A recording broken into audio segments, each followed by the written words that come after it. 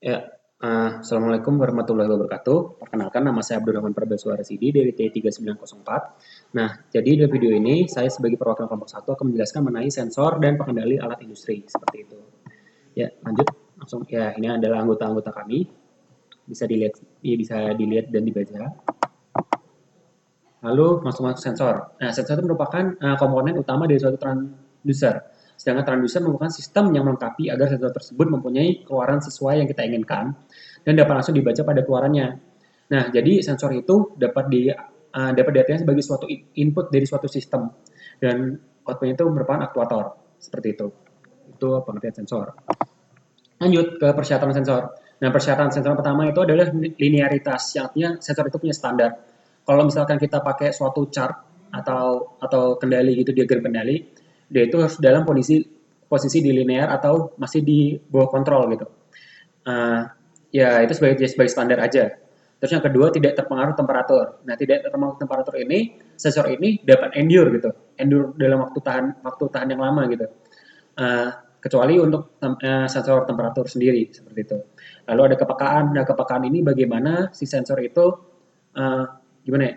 Cepat nggak sih langsung langsung proses itu langsung cepat ngambil output dari luar itu seperti apa. Nah, waktu tanggapan itu seperti kayak uh, loadingnya itu untuk setelah dia tuh dapat info itu lama atau enggak seperti itu waktu tanggapan. Nah, waktu tanggapan tuh kalau bisa lebih singkat, kepekaan lebih tajam seperti itu. Lalu lanjut ke jenis-jenis sensor. Nah, jenis-jenis sensor itu secara garis besar dibagi dua. Yang pertama sensor fisika, yang kedua sensor kimia. Nah, kalau yang sensor fisika ini seperti kita ketahui dia itu reseptor utamanya adalah sifat-sifat fisikanya sendiri. Contoh kayak suhu, terus ketekanan dan lain-lainnya. Terus yang sensor kimia ini ya sensor yang reseptornya itu adalah benda-benda kimia yang ada di alam. Contoh kayak oksigen, kandungan HCl pada suatu larutan dan lain-lain. Nah, tapi pada bab kali ini kami akan membahas mengenai sensor fisika seperti itu.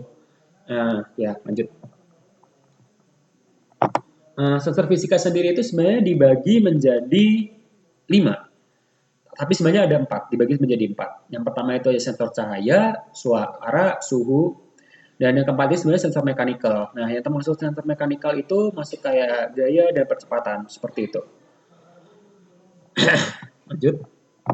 Nah, yang pertama adalah sensor fisika dalam bentuk cahaya. Nah, ya seperti yang kita ketahui, sensor fisika cahaya ini ya reseptornya adalah cahaya. Nah, yang membuat dia itu unik, itu dia mempunyai namanya LDR atau Light Dependent Resistor. Nah, gunanya LDR ini ada apa? Yaitu kita seperti dalam hukum fisika mengenai penghasilan suatu listrik, bahwa V sama dengan I dikali R. V itu adalah voltase. Nah, voltase itu merupakan listrik. Nah, jadi listrik itu dapat timbul ketika ada resistansi. Nah, maka dari itu, gunanya LDR itu apa? Mengubah cahaya tadi menjadi resistansi. Seperti itu. Ketika ada resistansi dan ketika di situ juga ada arus listrik, maka lampu atau peralatan elektronik lainnya bisa nyala. Mungkin dapat dilihat dalam gambar ini matahari mengenai suatu sensor seperti itu.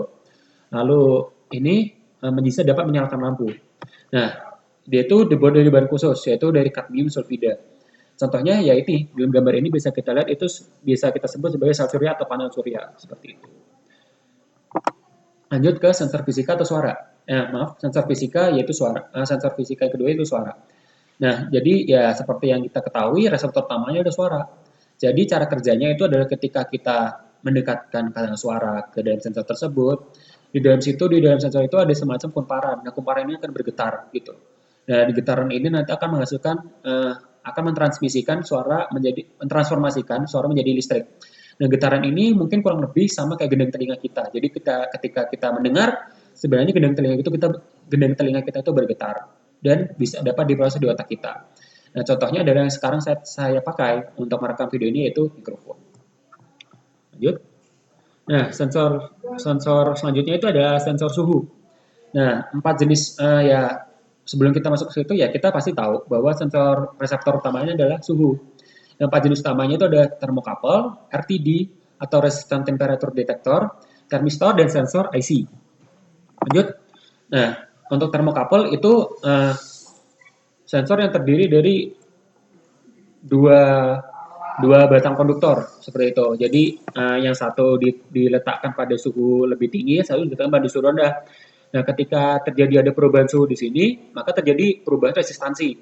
Nah, resistansi ini menghasilkan perubahan tegangan dan nanti akhirnya bisa masuk uh, ke sensor ini gitu. Jadi kita bisa lihat suhunya berapa sih seperti itu. Nah, ini luar biasa. Itu kekuatannya dari minus 200 derajat Celcius sampai 2000. Mungkin bisa untuk nge-scan suhu di gunung berapi seperti itu. Lanjut ke RTD. Nah, ini maaf, ini kehalangan ya sama gambar. Sebenarnya RTD ini sensor juga resistansinya berubah sebenarnya perubahan suhu gitu. Jadi berbanding lurus. Ketika suhu naik, maka resistansinya juga naik gitu. Seperti itu kalau RTD. Lanjut ke termistor. Nah, termistor ini sama seperti dengan RTD. Nah, tapi dia itu dibagi dua, ada PTC dan NTC. Nah, PTC itu positive temperature coefficient, suhu naik maka resistansi pun juga naik, jadi berbanding lurus. Sementara NTC itu merupakan negative temperature coefficient, ketika suhu naik maka resistansinya turun, seperti itu. Nah, ini bisa dilihat gambarnya seperti ini.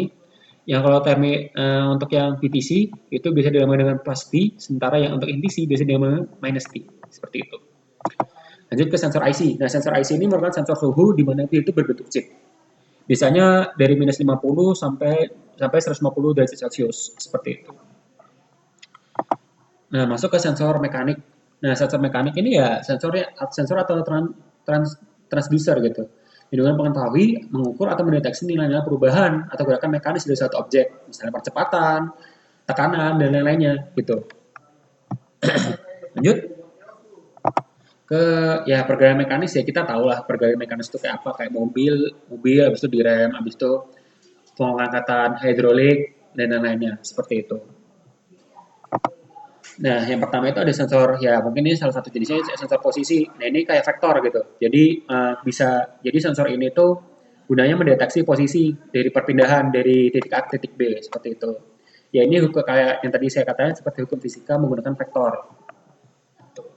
Lanjut ke sensor kecepatan. Ya sensor kecepatan ini seperti yang ada kalau misalkan kita sering lihat di film-film gitu atau di polisi-polisi luar negeri itu bisa sering menggunakan tembakan di samping jalan yang biasa digunakan untuk men-scan seberapa kencang kecepatan suatu mobil yang ketika lewat jalan itu gitu. Seperti itu, itu contoh sensor kecepatan ya. Jadi reseptor utamanya adalah ketika suatu benda melewati sensor itu, dia itu akan ke-scan gitu. Kecepatannya berapa sih? Seperti itu. Dan ini juga bisa nge-scan apakah itu gerak lurus beraturan ataupun gerak lurus tidak beraturan, seperti itu. Nah, habis itu selanjutnya sensor tekanan. Ini contohnya kayak pada timbangan, seperti itu. Ya, ini bisa untuk strain, displacement, dan lain-lainnya. Mungkin kalau dalam teknik material, ya kita bisa nge-scan strainnya berapa, displacementnya, dan lain-lain, seperti itu. Lanjut ke flow sensor. Nah, flow sensor ini ya aliran fluida gitu. Contohnya kayak misalkan nih dari tower air ke perumahan warga gitu. Kita pengen tahu nih, kira-kira berapa meter kubik yang lewat seperti itu. Kita bisa menggunakan flow sensor.